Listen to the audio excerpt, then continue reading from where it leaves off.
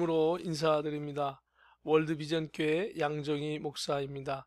오늘은 요한계시록 2장에 있는 말씀 함께 은혜 나누도록 하겠습니다. 특별히 에베소 교회와 서머나 교회에 대해서 전한 메시지에 대해서 살펴보겠습니다.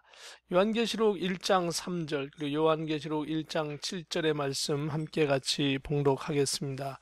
이 예언의 말씀을 읽는 자와 듣는 자와 그 가운데 기록한 것을 지키는 자는 복이 있나니 때가 가까움이라.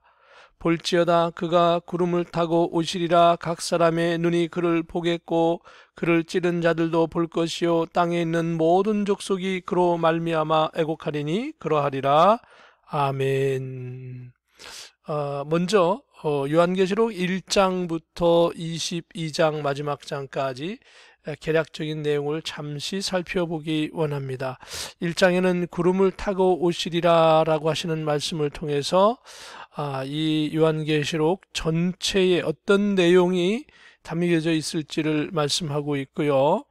그리고 2장, 3장의 내용은 바로 소아시아 7교회에 이 사도 요한이 보았던 이 계시의 말씀을 메시지로 전하라 라고 하는 것입니다. 4장, 5장은 바로 하나님께서 이 모든 것을 주 예수 그리스도를 통하여서 진행하실 터인데 바로 하나님의 보좌, 하나님의 보좌를 중심으로 어떠한 구성으로 되어 있는가, 그리고 그것은 곧 천년왕국까지 이 내용이 진행될 것이고, 그리고 억의 천사, 그 억의 천사가 이 일을 할 것이다. 예수님 그리스도의 그 명령에 따라서 억의 천사가 순종하고 할 것이다. 그리고 6장부터 10장까지는 재난이 시작이 되어서 재난이 점점 가중되어집니다.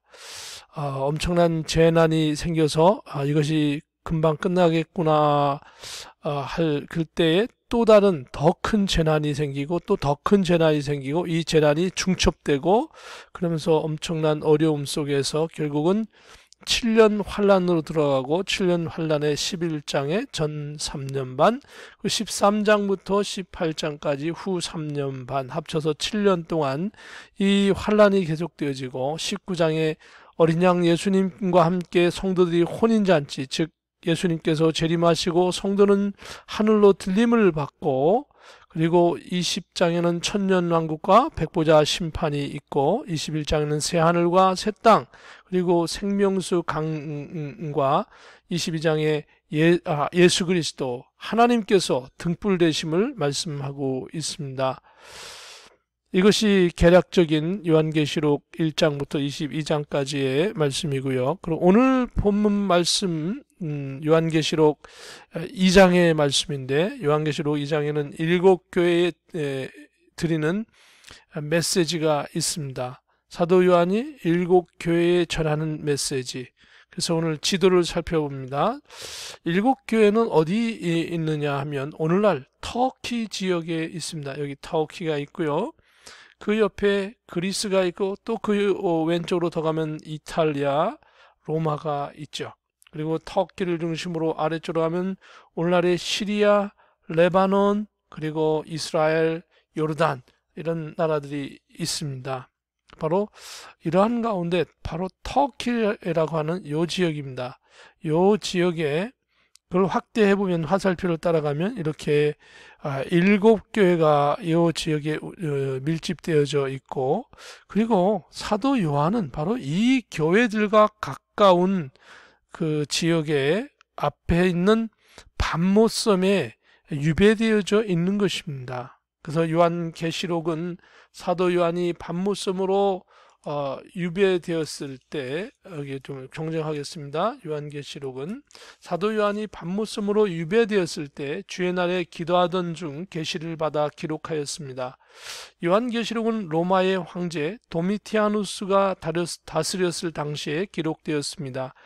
도미티아누스 황제는 자신이 도미노스 에 데우스라고 자처하면서 자신은 신이다라고 하면서 로마의 시민들로 하여금 자신을 숭배하도록 강요하였지만, 유대교인들과 그리스도교 교인들은 이와 같은 황제 숭배 강요에 대하여서 반대하였기 때문에 박해를 받은 것입니다. 로마와 에베소 그리고 많은 대도시마다 황제 숭배를 위한 신전을 짓고 참배하기를 강요하였던 것이죠. 이것은 하나님 보시기에 사탄의 권좌였습니다.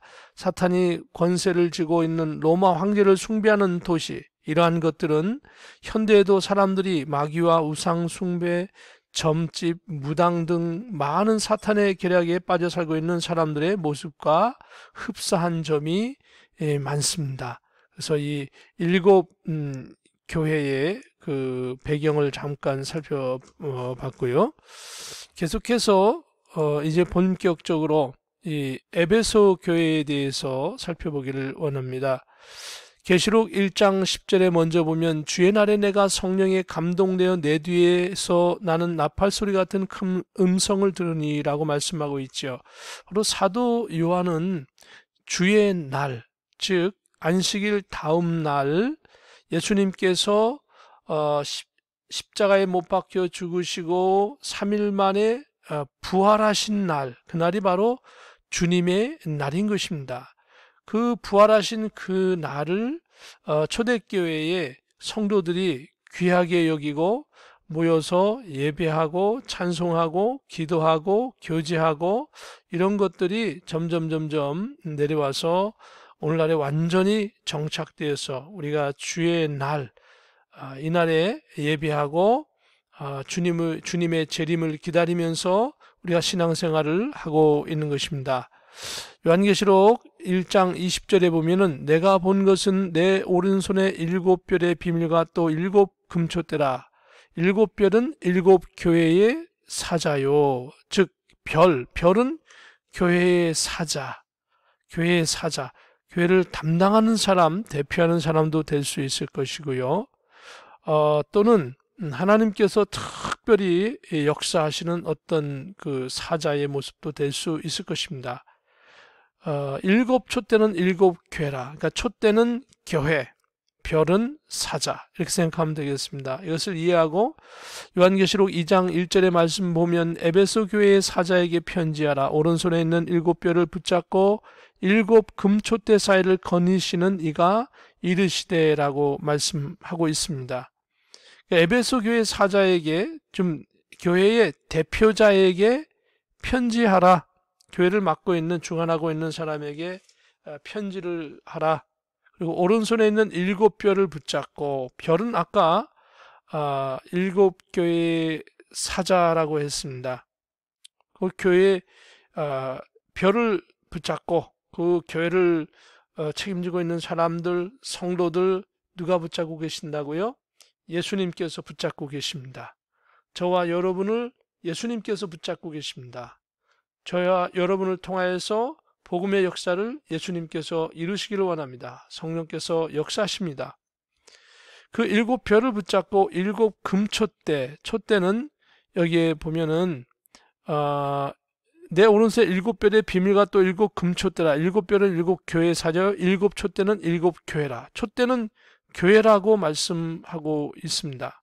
그 교회 사이를 거니시는 이가 누구십니까? 예수님이십니다. 교회는 두세 사람 이상이 모여서 예배하는 곳이 교회인 것입니다.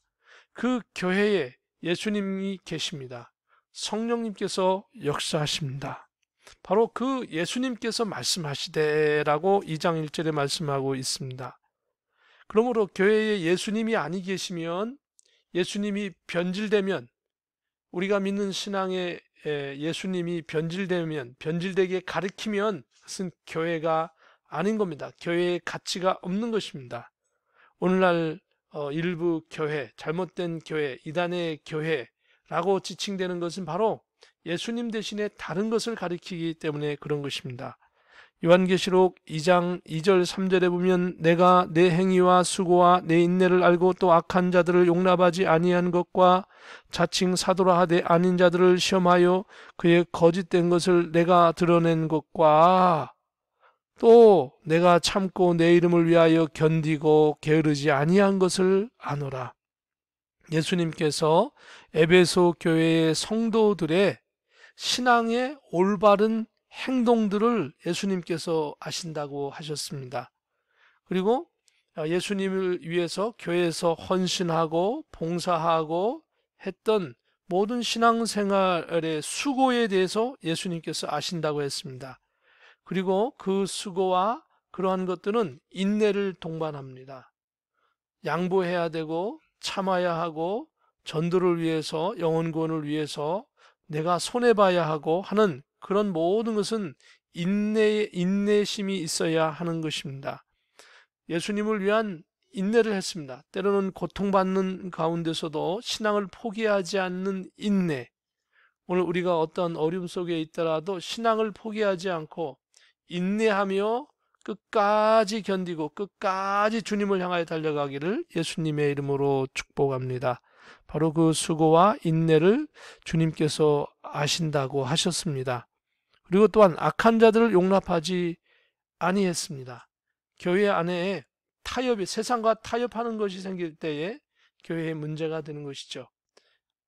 악인과 타협하고 악한 행동과 타협하고 악한 돈과 타협하고 악한 것들과 타협할 때에 교회가 문제가 되는 것이죠.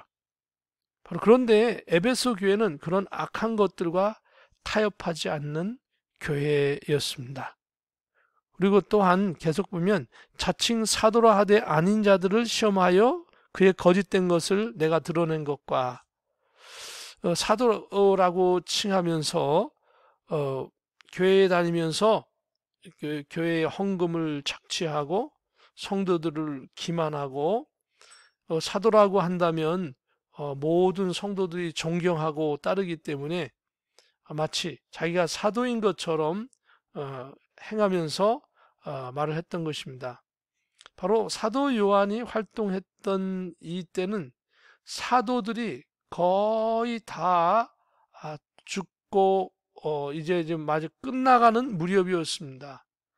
그 사도 요한은 AD 95년경에 사도들 중에는 가장 이렇게 늦게까지 활동했던 사도였습니다.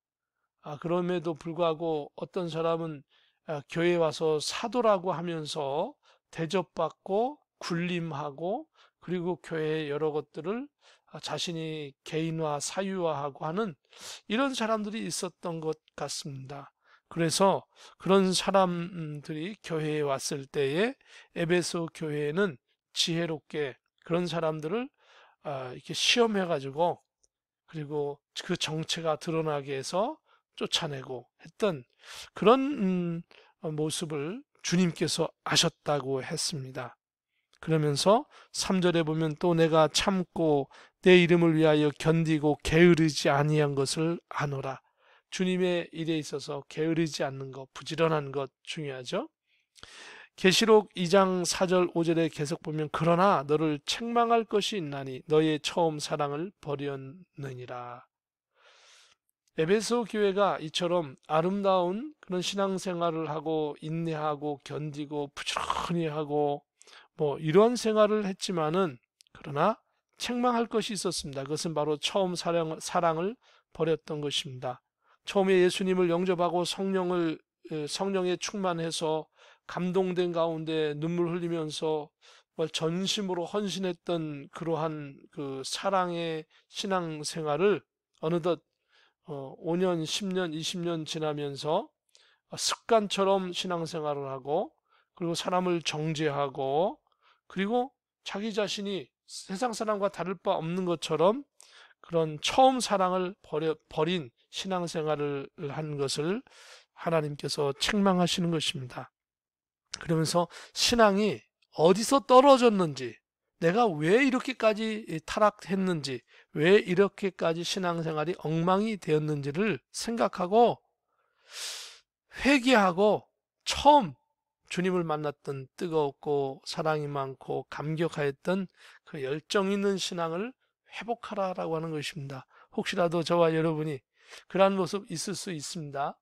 그러므로 우리들도 열정을 가지고 주님을 향하여 다시금 나가기를 예수님의 이름으로 축복합니다. 계시록 2장 6절 7절에는 오직 내게 이것이 있으니 내가 니골라당의 행위를 미워하는도다. 나도 이것을 미워하노라. 귀 있는 자는 성령이 교회들에게 하시는 말씀을 들을지어다. 이기는 그에게는 내가 하나님의 낙원에 있는 생명나무의 열매를 주어 먹게 하리라. 그래서 니골라당의 행위, 이것은 이제 계속 여러 번 몇 번씩 반복해서 나오는데, 우상 숭배를 하고 성도들의 신앙을 타락시키고 했던 그런 그 신앙적인 음란한 행위에 그런 타락된 사람들입니다. 이것을 주님께서 미워하신다고 했습니다. 교회가 타락하고 성도들이 연약해지고 나약해지는 것을, 그 원인 제공하는 것을 주님은 싫어하시고 미워하십니다.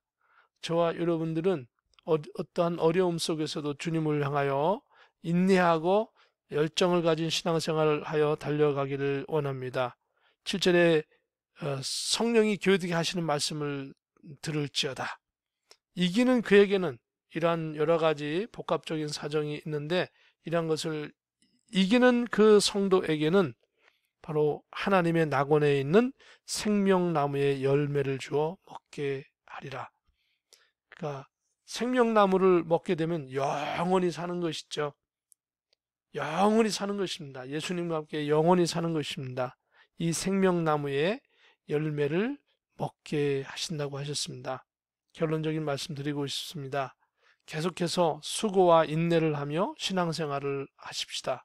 첫사랑의 뜨겁고 헌신적인 신앙을 계속 유지하십시다.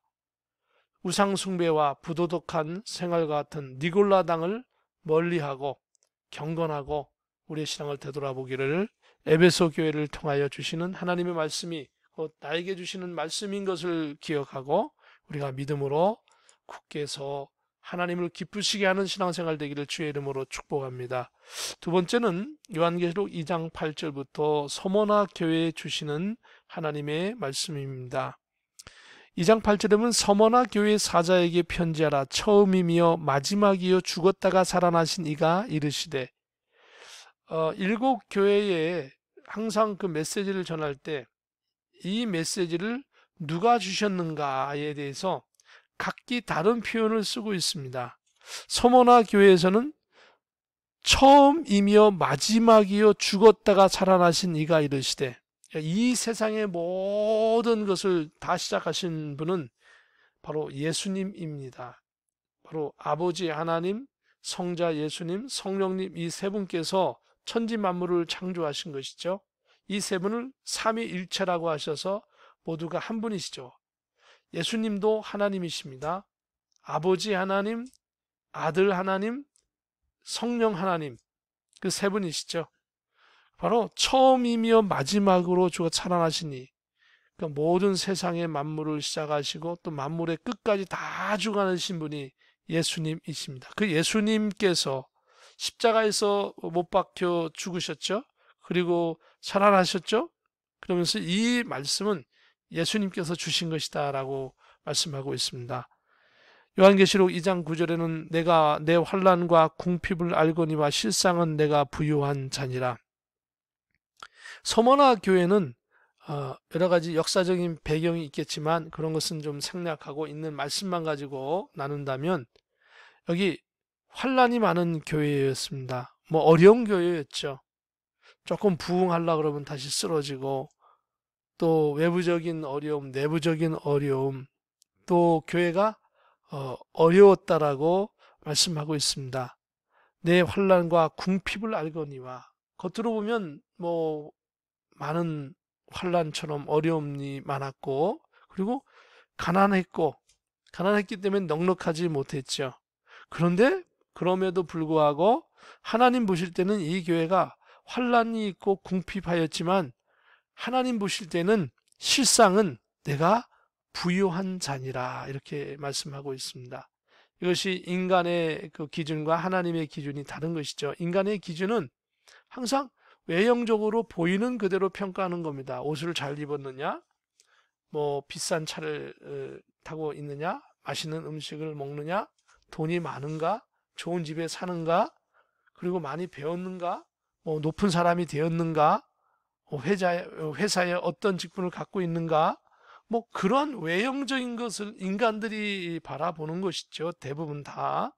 그런데 하나님의 기준은 그렇지 않다는 것입니다. 하나님의 기준은 그 사람이 가난하든지 부자이든지 많이 배웠든지 못 배웠든지 높은 사람이든지 낮은 사람이든지 그런 것들이 기준이 아니고 하나님을 향하여 어떤 신앙을 가졌는가 하는 것이 중요하다는 것입니다.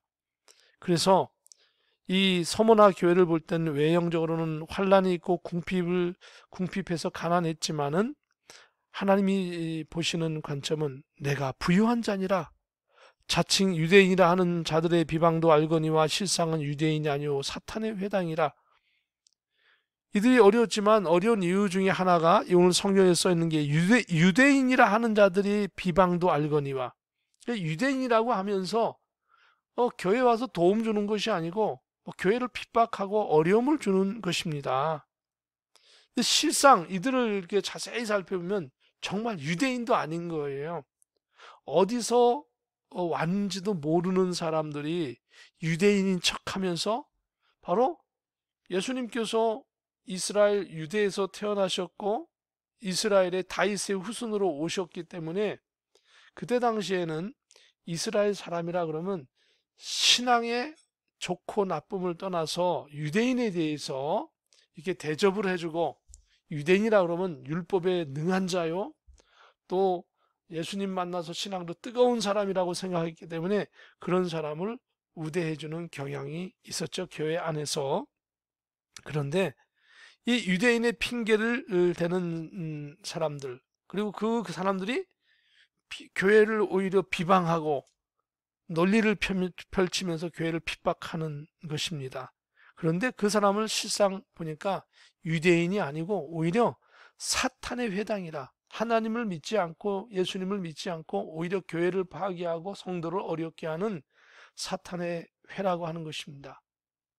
오늘날 교회에 이 유대인을 빙자하고 나타나 교회를 어렵게 하는 것처럼 많은 기독교 이단들이 많이 있습니다. 이 기독교 이단들이 나와서 예수님을 핑계 삼고 하나님을 빙자하고 율법을 핑자하고 특히 이 요한계시록의 말씀을 핑계 삼아서 자신들은 특별한 신앙을 가지고 있고, 그리고 자신들만이 구원을 받는 14만 4천 명의 사람이라고 하는 그런 식으로 하면서 사람들을 포섭하고 결국은 그들이 교회를 파괴하는 것입니다.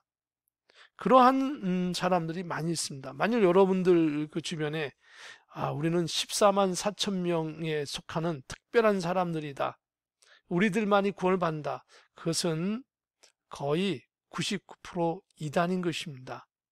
그래서 그런 사람들을 보게 되면 여러분이 건전한 교회에 찾아가서 상담을 하시고 빨리 속히 그 집단을 떠나셔야 할 것입니다.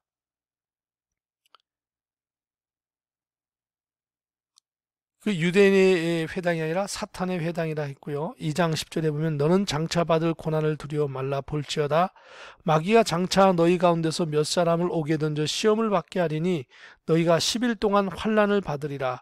내가 죽도록 충성하라. 그리하면 내가 생명의 면류관을 내게 주리라. 이 서머나 교회에 또 장차 또 어려움이 있을 것이다, 이런 말씀을 하면서 마귀가 장차 너희 가운데 몇 사람을 오게 된 시험을 받게 할 것이다, 이렇게 성도들 몇 사람의 성도를 고난을 줘서 시험을 받을 텐데, 그러나 그런 시험 속에서도 이겨나가라. 우리 성도님들이 여러 가지 환경에 처해 있지 않습니까? 저도 그렇고요.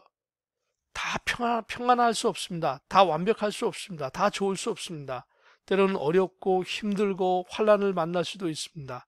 그러나 환난을 만나든 환난을 안 만나든 어렵든 안 어렵든 중요한 것은 주님과 함께 우리가 굳건한 신앙을 가지고 살아가는 것입니다. 그래서 몇 사람을 옥에 던져 시험을 받게 하리니 너희가 10일 동안 환난을 받으리라. 내가 죽도록 충성하라. 그 시험을 받더라도 이겨나가고 충성하는 것에 변하지 말아라. 신종 코로나의 어려움 속에 전염병이 만연한 가운데 우리가 교회를 못 나가고 어려움 속에 있지만 이 가운데서 우리의 마음은 여전히 충성스러운 주님의 백성으로서 살아갈 수 있기를 주의 이름으로 축복합니다. 내가 죽도록 충성하라. 그리하면 내가 생명의 면류관을 내게 주리라. 그러면서 2장 11절에 귀 있는 자는 성령이 교회에 들으게 하시는 말씀을 들을지어다. 이기는 자는 둘째 사망의 해를 받지 아니하리라. 성령께서 교회에 들으게 하시는 말씀을 들을지어다. 이제까지 하시는 말씀이 성령께서 하시는 말씀이고 주님께서 하신 말씀이고 하나님께서 성삼일체 하나님께서 하시는 말씀입니다. 이 말씀을 귀하게 여기고 신앙생활을 잘하면 둘째 사망의 해를 받지 아니하리라. 즉 천년 왕국에 남아서 백성으로 살아가는 것이 아니라 첫째 부활에 동참해서 그리고 둘째 사망에 이르지 않는다는 뜻입니다.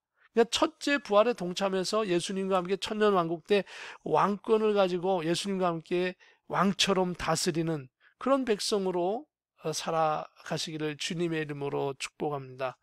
초대교회 시대에도 교회 안에 거짓 성도들이 있었습니다. 심지어 자칭 유대인이라고 하면서 자신들은 특별한 교인인 것처럼 행세하면서 성도들을 미혹하고 하나님의 말씀을 왜곡했습니다.